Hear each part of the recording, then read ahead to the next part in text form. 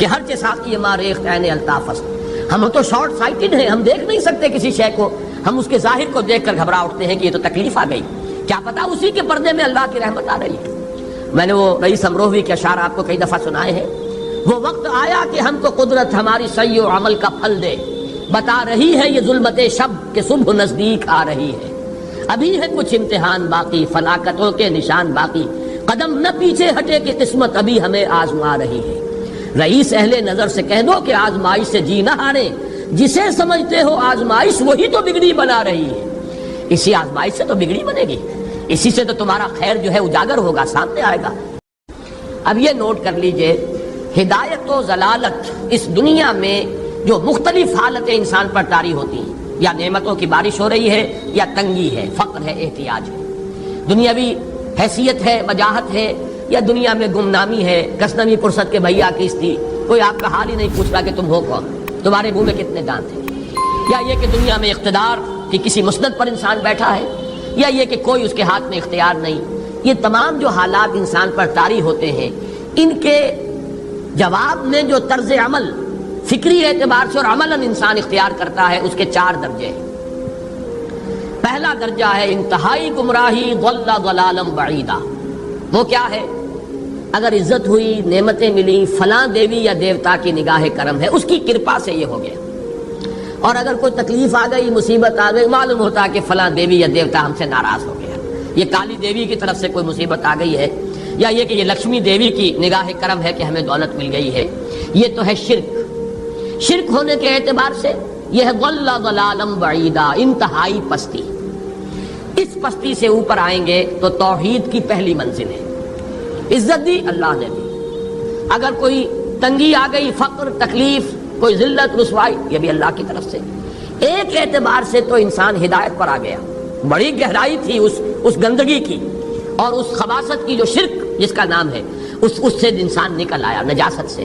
توحید تو ہے، لیکن ابھی اس میں اس کی گمراہی کا ایک ایلیمنٹ شامل ہے.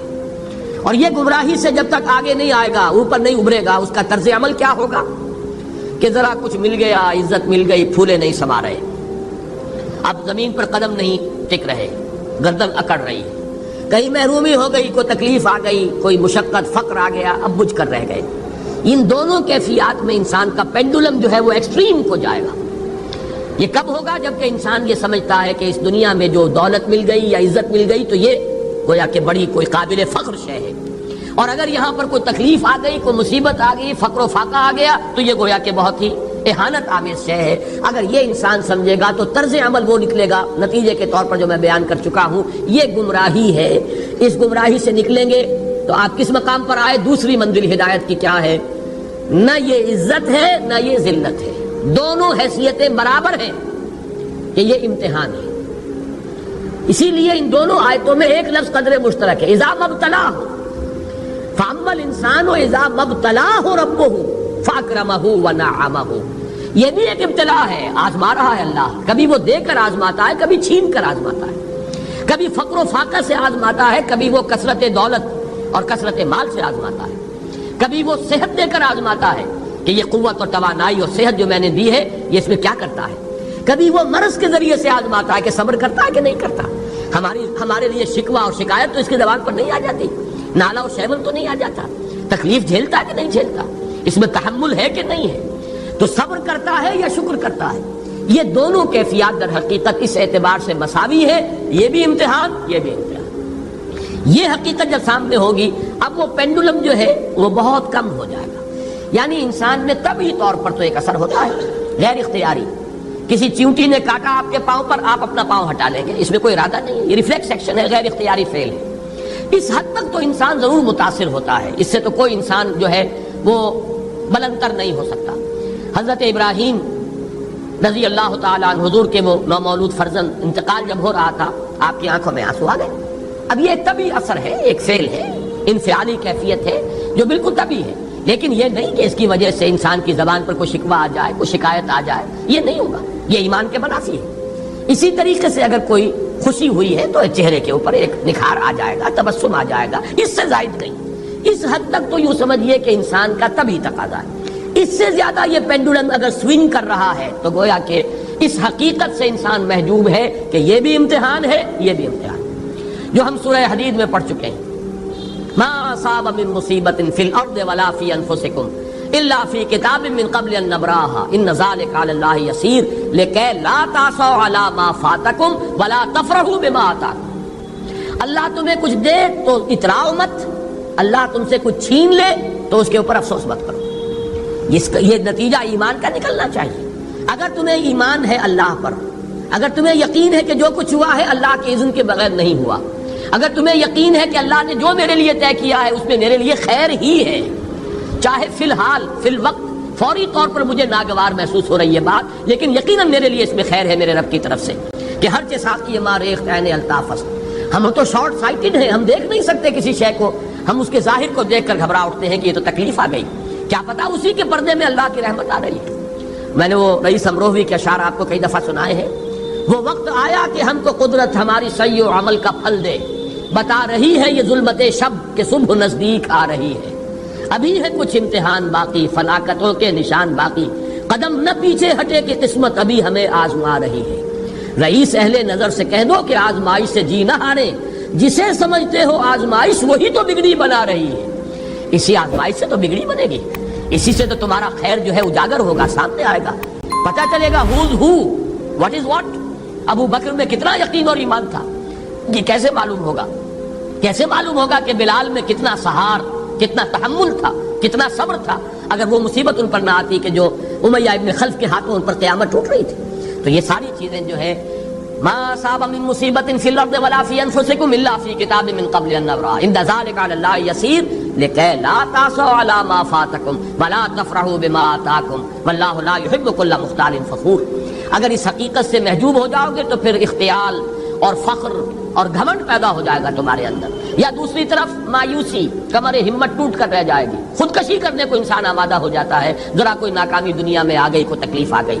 یہ ہے در حقیقت تیسری منزل، ہدایت کی دوسری سیڑھی. پہلا کیا تھا؟ نہاد ضل ضلالا بعیدا، کوئی خیر مل گیا تو کسی دیوی کی نگاہ کرم، کوئی تکلیف آ گئی تو کسی دیوتا کی ناراضگی، یہ تو ہے ضل ضلالا بعیدا. اس سے اوپر آئے، یہ پہلی سیڑھی ہدایت کی ہے.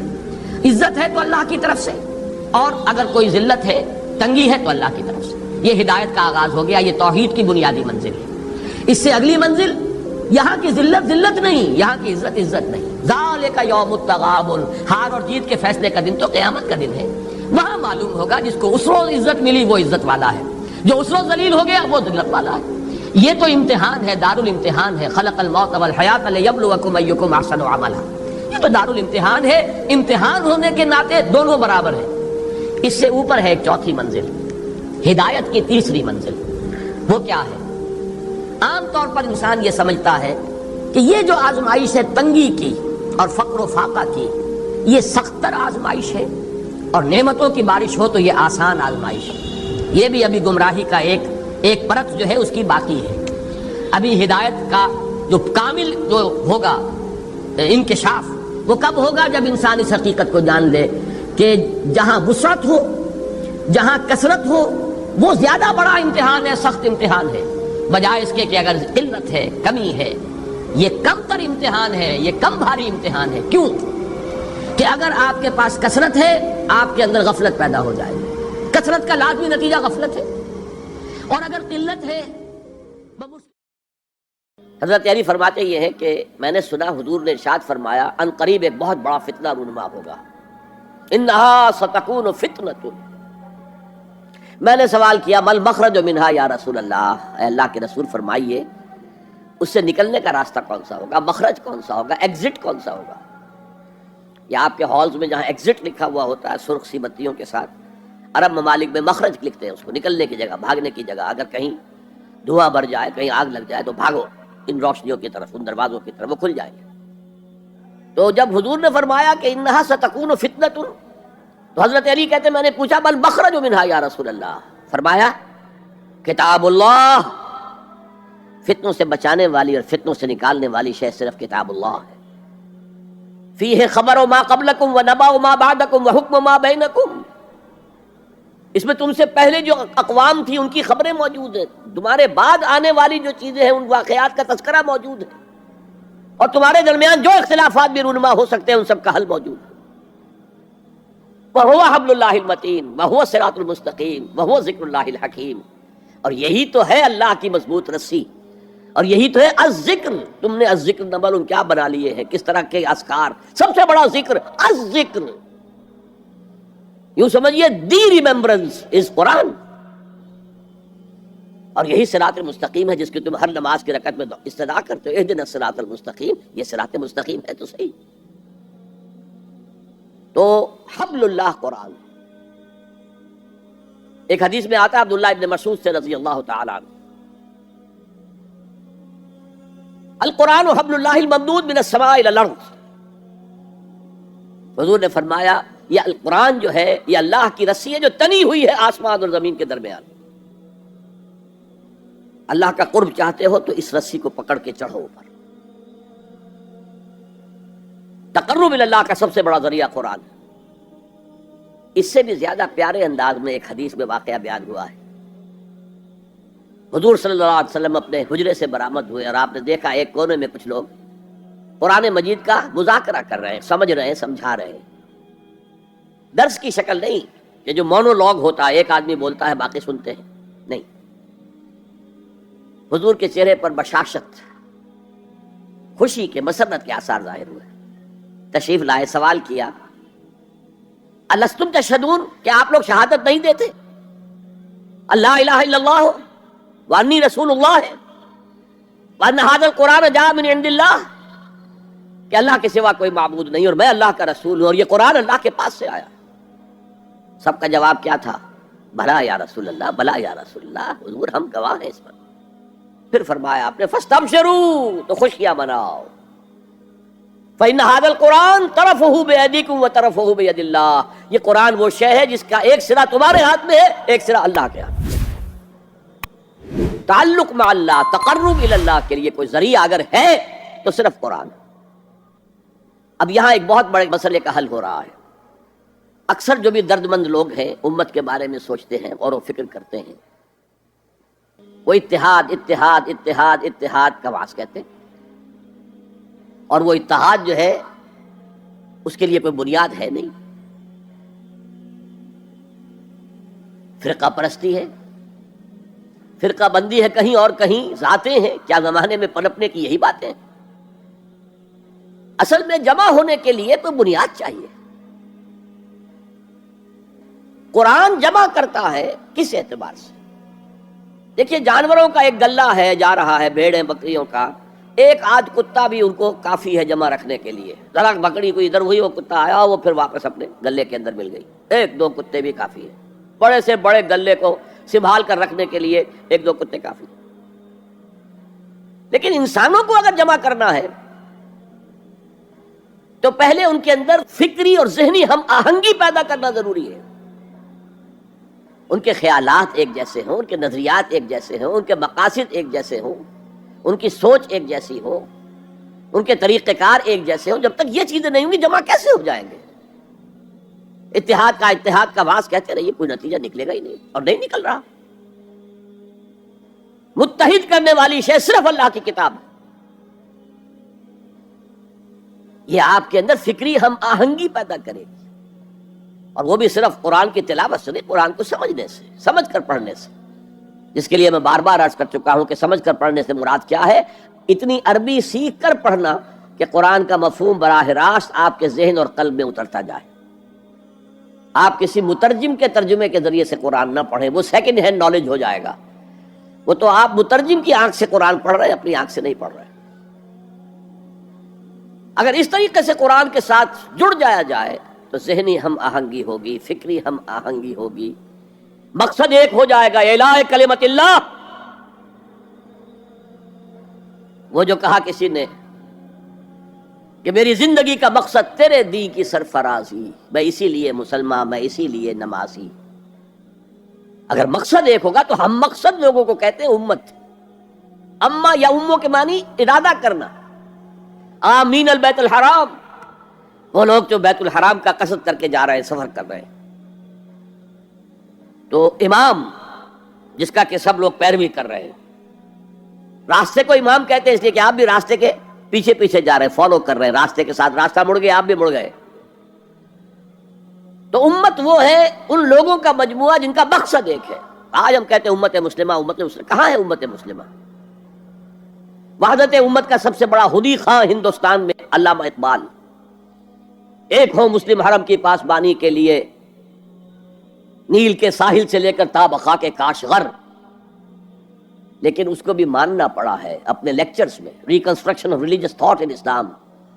دیر از نو مسلم امہ پریزنٹ ایٹ دس ٹائم. کوئی مسلم امت موجود نہیں ہے. Instead we have a number of Muslim nations. یہ بات چونکہ 1928 میں کہی، اس وقت تک تمام مسلمان ممالک جو ہیں کولونیل پاورز، یورپین پاورز کے تحت تھے، غلام تھے. انڈونیشیا سے موریتانیہ تک سب غلام. وہ تو صرف صحرائے عرب کو چھوڑا ہوا تھا انہوں نے، کہ وہاں کچھ تھا ہی نہیں. اگر تیل اس وقت کہیں نکل آیا ہوتا تو اس میں تو وہ پنجے گاڑتے کہ جو کبھی پنجے نکلنے والے نہ ہوتے. بہرحال یہ ان سب کو جوڑنے والی شے جو اقبال کہتا ہے instead we have a number of Muslim nations. آج ہم کیا کہیں گے؟ Instead we have a number of Muslim countries. پھر مسلمان ممالک میں بھی ایتھنک، لنگوسٹک، کتنے جھگڑے، کتنے اختلافات، کتنے چکر چل رہے ہیں. ڈارفر میں جو کچھ ہو رہا ہے سوڈان میں، وہ بھی ایتھنک ہے بنیادی طور پر. وہ کوئی مسلم غیر مسلم فساد نہیں ہے، ایتھنک ہے. تو اس اعتبار سے سوچئے کہ انسان کو جمع کرنے والی شے صرف وہ ہو سکتی ہے جو ان کے مقاصد کو یکجا کر دے، ان کے نظریات میں ہم آہنگی پیدا کر دے، ان کی سوچ کو ایک رنگ میں رنگ دے. پھر وہ بنیان مرصوص بن جائیں گے. علامہ اقبال نے بہت خوبصورت انداز میں کہا ہے، از یک آئینی مسلمان زندہ ہست. مسلمان اگر زندہ ہے تو ایک آئین کی وجہ سے ہے، وہ آئین قرآن. پیکر ملت ز قرآن زندہ ہست. یہ پیکر ملت جو ہے، جسم ہے ملت کا، جسد جو ہے، یہ اگر زندہ ہے تو قرآن کی بدولت ہے. جیسے میرا بدن ہے، میں زندہ ہوں تو جان کی وجہ سے. جان نکل جائے تو آپ کو معلوم ہے کچھ دیر کے بعد یہ ڈیکمپوز ہونا شروع ہو جائے گا. اسے جلد از جلد قبر میں اتارنا ضروری ہے. از یکا آئینی مسلمان زندہ ہست، پیکر ملت ز قرآن زندہ ہست. ماں ہما خاکو دل آگاہ اوست، اعتصامش کن کہ حبل اللہ اوست. ہم تو نری خاک ہیں، خاک کے سوا کچھ نہیں، اور اس کے اندر دل جو ہے وہ قرآن ہے. ماں ہما خاکو دل آگاہ اوست، قرآن ہے دل. اعتصامش کن کہ حبل اللہ اوست، پکڑو اسے مضبوطی کے ساتھ کہ حبل اللہ وہ ہے. یہ احادیث کی ترجمانی ہو گئی کہ نہیں خوبصورت؟ القرآن حبل اللہ الممدود من السماء الی الارض، اعتصامش کن کہ حبل اللہ اوست. اس قرآن کو مضبوطی کے ساتھ تھامو، اس لیے کہ حبل اللہ وہ ہے. تو یہ دوسرا نقطہ ہے، واعتصموا بحبل اللہ جميعا ولا تفرقوا. تفرقوا کے لفظ پر توجہ کر لیجئے. تختلفوا نہیں ہے، اختلاف ہو سکتا ہے، دیانت کے ساتھ ہو سکتا ہے. تفرقہ یہ تم اور میں اور. جب اختلاف اس شدت کو پہنچ جائے کہ چھوٹے چھوٹے اختلافات کے اوپر کفر کے فتوے، تم اور ہم اور، من دیگرم تو دیگری، یہ تفرقہ ہے. اختلاف ہو سکتا ہے. اختلاف امام ابو حنیفہ امام شافعی میں ہوا، ٹھیک ہے، اور امام ابو حنیفہ کے شاگردوں میں ہو رہا ہے. انہوں نے اپنے استاد سے بھی اختلاف کیا، آپس میں بھی اختلاف کیا. لیکن اس اختلاف کو اپنی جگہ پر رکھیے. اختلاف اور ہے اور افتراق اور ہے. افتراق، فرق، تم اور ہو میں اور ہوں، یہ کام غلط ہے. ملت کی ایک وحدت اس کو برقرار رکھتے ہوئے اگر فقہی اختلافات ہیں، مختلف مسائل میں اختلاف ہے، کوئی حرج نہیں. میں کہہ نہیں سکتا کہ یہ عام طور پر ویسے حدیث کے طور پر ہی بیان ہوتی ہے، لیکن یہ کہ آیا اس کی سند صحیح ہے یا نہیں میں نہیں کہہ سکتا. کہ اختلاف امتی رحمت، میری امت کا اختلاف تو رحمت ہے. ایک وقت میں ایک قول کے اوپر ہم عمل کر رہے تھے، حالات بدلے، معلوم ہوا کہ نہیں، وہ دوسرے صاحب کا قول زیادہ صحیح معلوم ہوتا ہے. قاضی ابو یوسف کے بجائے امام محمد کا قول زیادہ صحیح لگتا ہے. آج کل کے حالات میں ہمیں اس پر اختیار کر لینا چاہیے. ہو سکتا ہے رحمت ہے، اختلاف امتی رحمت. لہذا اختلاف جو ہے لا یزالون مختلفین، وَلِذَٰلِكَ خَلَقَهُمْ، یہ لوگ اختلاف تو کریں گے اور اسی لیے اللہ نے انہیں پیدا کیا ہے۔ دو بھائیوں کی شکلیں نہیں ملتی ہیں، اختلاف ہے، گنا گونی ہے، مونوٹنی نہیں ہے، مونوٹنی تو انسان کو بور کر دیتی ہے۔ تنوع، گلہائے رنگا رنگ سے ہے رونق چمن، اے ذوق اس چمن کو ہے زیب اختلاف سے، گلہائے رنگا رنگ۔ تو اختلاف اور شے ہے، لیکن جو اختلاف افتراق کا سبب بن جائے وہ ہے اصل میں کہ جو پھر امت کی جڑوں کو گویا کہ اس کے اوپر تیشہ بن کر گرنے والی شے۔ وَاعْتَصِمُوا بِحَبْلِ اللَّهِ جَمِيعًا وَلَا تَفَرَّقُوا، اب یہ خاص عرب کے ان حالات کے پس منظر میں فرمایا جا رہا ہے، اور سب سے زیادہ یہ کہ مدینہ منورہ کے جو حالات تھے تاریخی اعتبار سے۔ وَاذْكُرُوا نِعْمَتَ اللَّهِ عَلَيْكُمْ إِذْ كُنْتُمْ أَعْدَاءً فَأَلَّفَ بَيْنَ قُلُوبِكُمْ فَأَصْبَحْتُمْ بِنِعْمَتِهِ إِخْوَانًا، اور یاد کرو اللہ کے انعام کو جو تم پر ہوا ہے کہ تم تو دشمن تھے آپس میں، پورے عرب میں بھی قتل و غارت گری، جنگ و جدل تو ان کو پیشہ تھا، کہیں پانی پینے پلانے پہ جھگڑا، کہیں گھوڑا آگے بڑھانے پہ جھگڑا، جھگڑا ہی جھگڑا۔ ان کی تو طبیعت ثانیہ جو ہے وہ تھی جنگ و جدال، بس اس میں حرم محفوظ تھا، انا جعلنا حرما آمنا، یہ امن کی جگہ تھی۔ دور جاہلیت میں بھی حال یہ تھا، عربوں کے اندر اس قدر حرم کی جو حرمت ہے اور اس کے امن کی جو اہمیت تھی کہ اگر کسی شخص کے باپ کو کسی نے قتل کیا اور اب وہ اپنے اس باپ کے قاتل کو تلاش کر رہا ہے سال ہا سال سے، اسی میں لگا ہوا انتقام لینے کو، ان کے جذبات کے اندر انتقام تھا، اور اب اس نے حرم میں دیکھ لیا ہے اپنے باپ کے قاتل کو تو اسے کچھ نہیں کہے گا، یہ امن کی جگہ ہے۔ تو قریش کو امن حاصل تھا، لإلاف قریش إِلَافِهِمْ رِحْلَةَ الشِّتَاءِ وَالصَّيْفِ فَلْيَعْبُدُوا رَبَّ هَٰذَا الْبَيْتِ الَّذِي أَطْعَمَهُم مِّن جُوعٍ وَآمَنَهُم مِّن خَوْفٍ۔ باقی تو پورے عرب کے اندر، اور وہ بھی اشہر حرم جو ہیں ان کے اندر جنگ بند ہو جاتی تھی، ورنہ جنگ دن رات چلتی تھی، اور خاص مدینے میں آپ کو معلوم ہے جنگ بعاث جو اوس اور خزرج کے درمیان 100 سال تک چلتی رہی، نسلاً بعد نسل۔ ابھی انہوں نے اتنے لوگ ان کے قتل کر دیے، جواب انہوں نے ان کو اتنے لوگ قتل کر دیے، پھر جیسے کہ ہمارے دیہات میں ہوتا ہے قتل در قتل، قتل در قتل، وہاں قبیلوں کے مابین جنگ بعاث جو ہے 100 سال سے چل رہی تھی۔ تو وَاذْكُرُوا نِعْمَتَ اللَّهِ عَلَيْكُمْ إِذْ كُنْتُمْ أَعْدَاءً فَأَلَّفَ بَيْنَ قُلُوبِكُمْ فَأَصْبَحْتُمْ بِنِعْمَتِهِ إِخْوَانًا، تو تم ہو گئے ہو اللہ کی نعمت سے آپس میں بھائی بھائی۔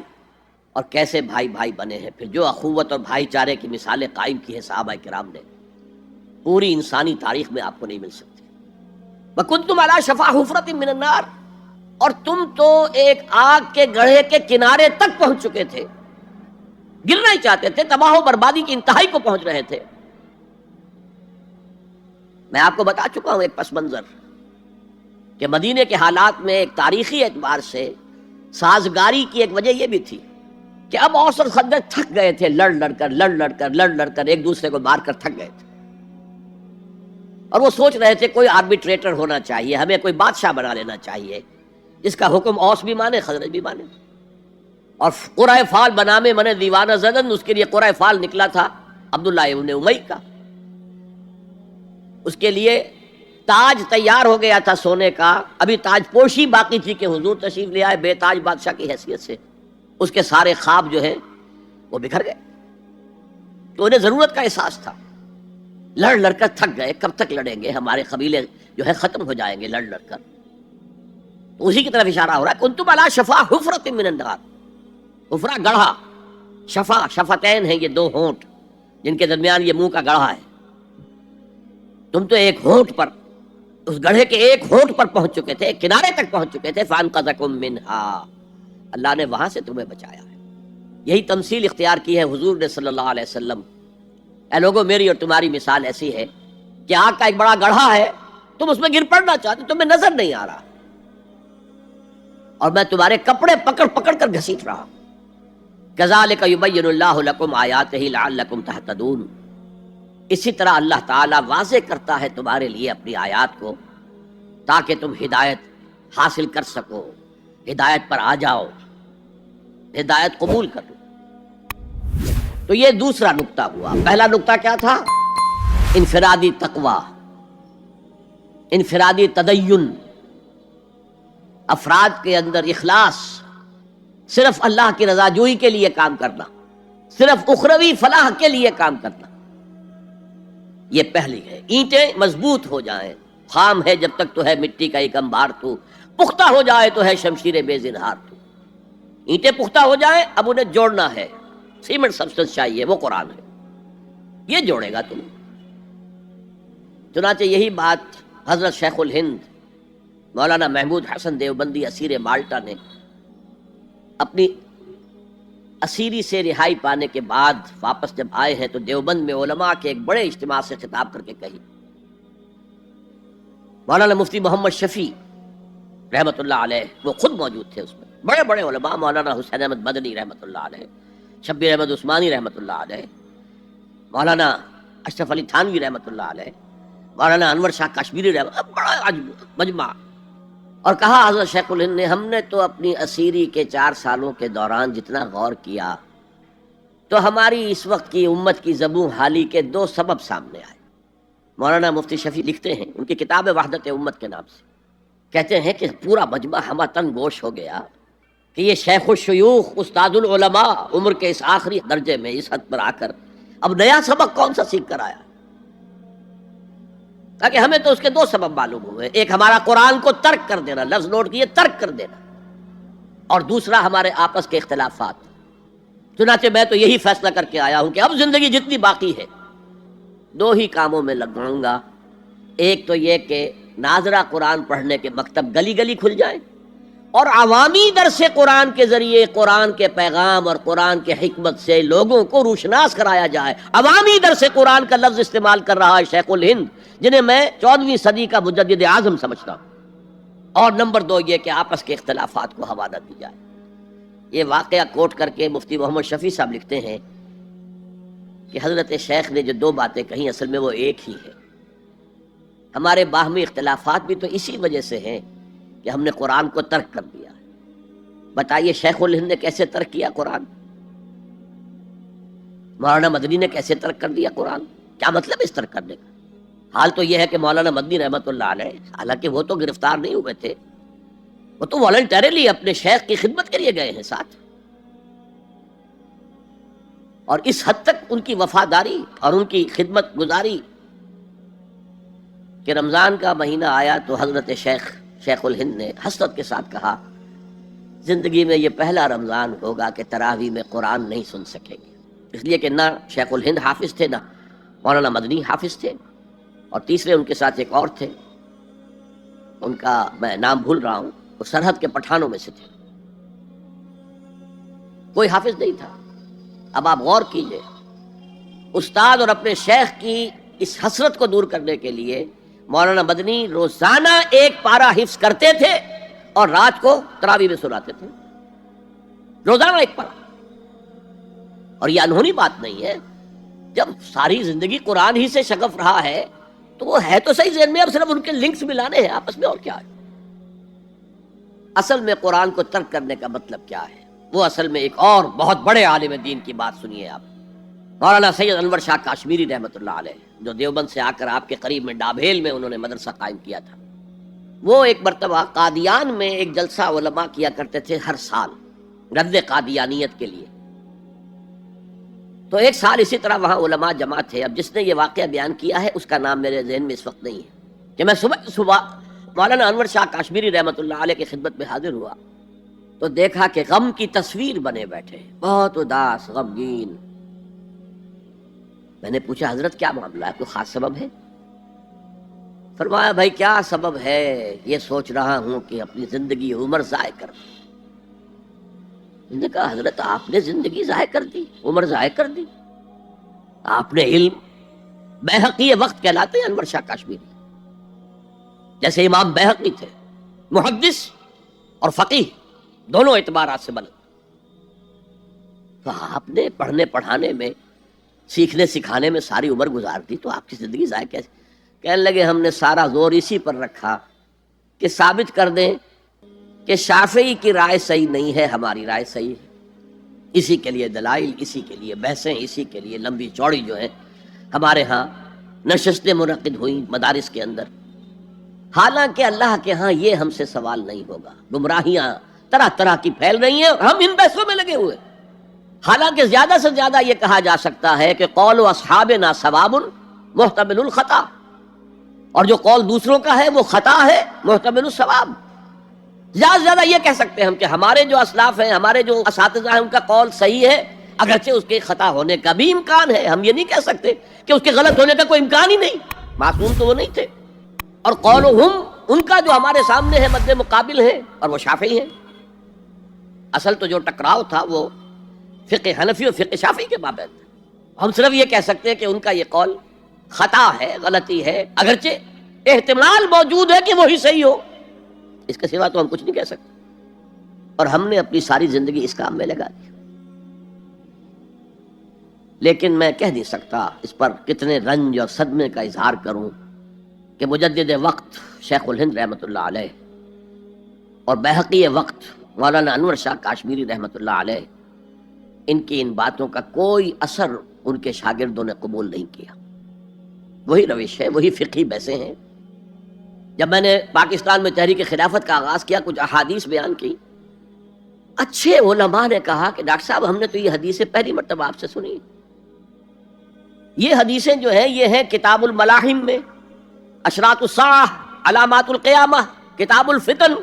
اور حدیث کے ان ابواب پر تو پہنچتے پہنچتے ہم ایگزاسٹ ہو چکے ہوتے ہیں. ہماری ساری بحثیں جو ہے وہ ختم، اور وقت ختم ہو جاتا ہے ان فقہی بحثوں کے اندر. یہاں تک تو ہم پہنچتے ہی نہیں. بہرحال دوسرا نقطہ جیسا کہ میں نے عرض کیا، پہلا اینٹیں پکاؤ، مضبوط کرو. یا ایھا الذین آمنوا اتقوا اللہ حق تقاتہ ولا تموتن الا وانتم مسلمون. اور دوسرا ان کو جوڑنے کے لیے قرآن کو ایز اے سیمنٹ سبسٹنس استعمال کرو. واعتصموا بحبل اللہ جميعا ولا تفرقوا واذکروا نعمت اللہ علیکم اذ کنتم اعداء فالف بین قلوبکم فاصبحتم بنعمتہ اخوانا وکنتم علی شفا حفرۃ من النار. تم تو تباہی آگ کے گڑھے کے کنارے تک پہنچ گئے تھے، گرا چاہتے تھے. فانقذکم منہا، تو اللہ نے اس سے تمہیں نکالا ہے. کذالک یبین اللہ لکم آیاتہ لعلکم تہتدون. اسی طرح اللہ تعالیٰ تمہارے لیے اپنی آیات کی تبیین کر رہا ہے، وضاحت کر رہا ہے، تاکہ تم ہدایت حاصل کر سکو.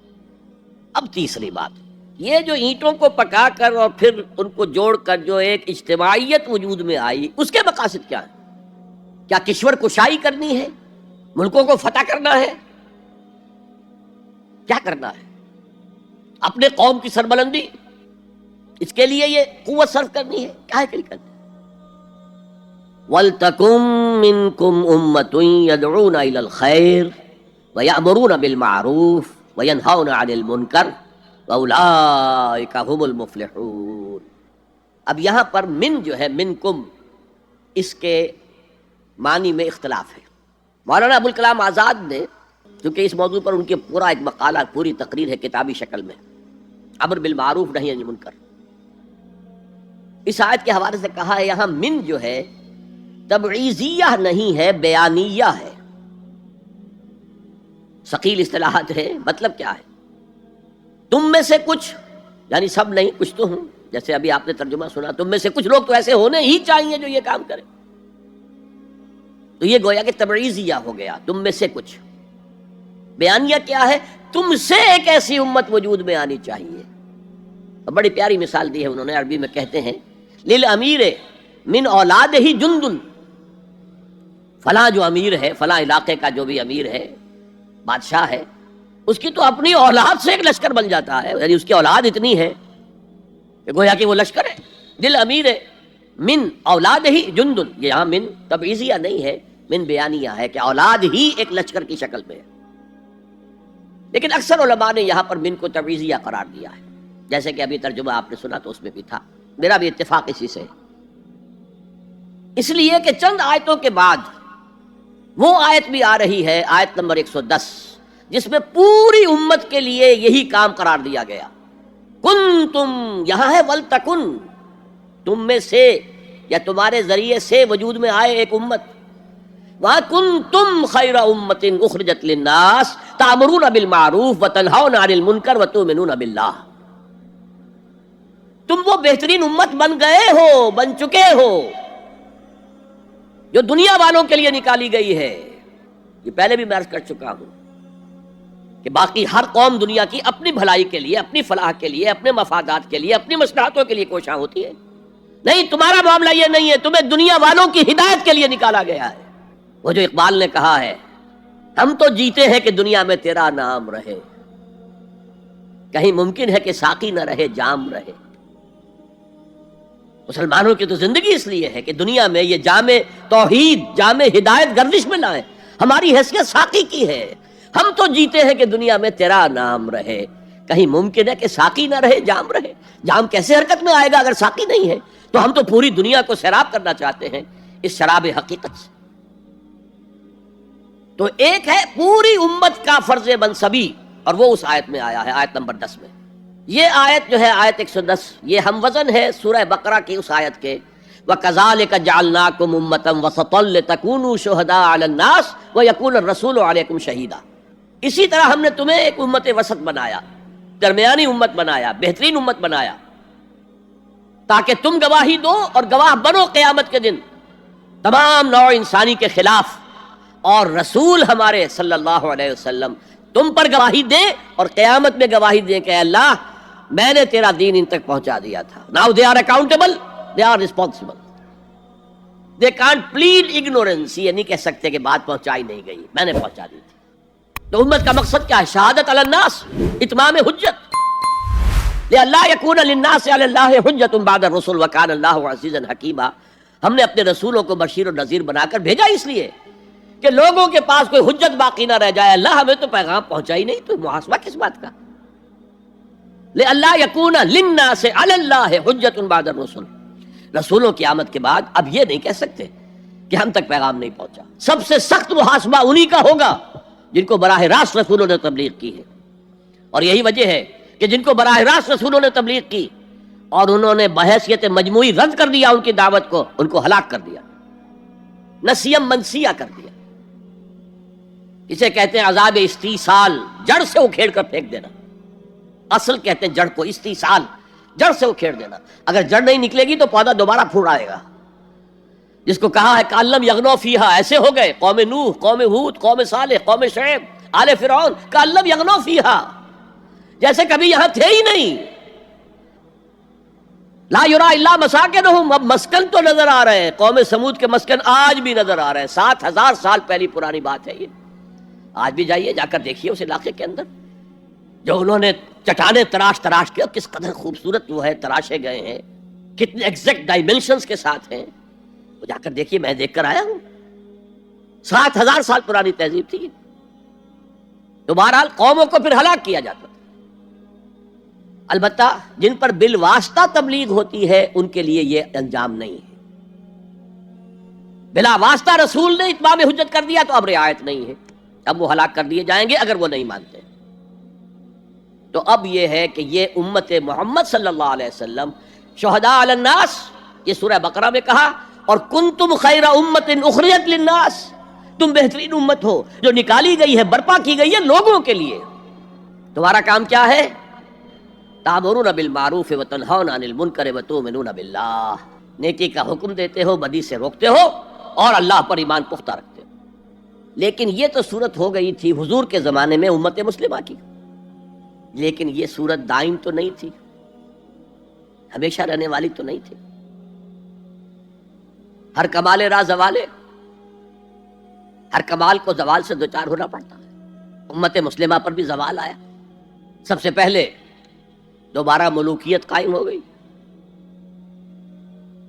جاگیرداریاں قائم ہو گئی، سرمایہ داری. جانتا ہوں میں یہ امت حامل قرآن نہیں ہے، وہی سرمایہ داری بندہ مومن کا دین. اب اس صورت میں کیا کیا جائے؟ امت تو بھول گئی. امت کو یہ یاد ہی نہیں کہ ہمیں تو دنیا والوں کو تبلیغ کرنی تھی، دنیا کو سمجھانا تھا، دنیا کو بتانا تھا، ان پر اتمام حجت کرنا تھا، ان تک دعوت و تبلیغ کا حق ادا کرنا تھا. امت تو بھول گئی اپنے گلچھروں میں، اپنے عیش میں، جسے حدیث نبوی میں کہا گیا ہے ملکن اعظم، کٹکھنی ملوکیت خلافت راشدہ کے بعد جو آئی ہے.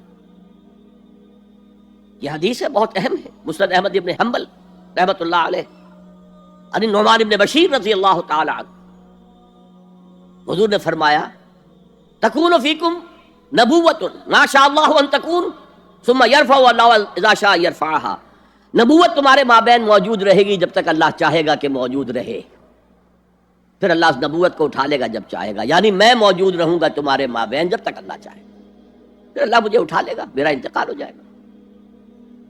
ثم تکونوا خلافۃ علی منہاج النبوہ، پھر ایک دور ہوگا خلافت کا جو عین نبوت کے نقش قدم پر ہوگی۔ فتکون ما شاء اللہ ان تکون، وہ بھی رہے گی جب تک اللہ چاہے گا کہ رہے۔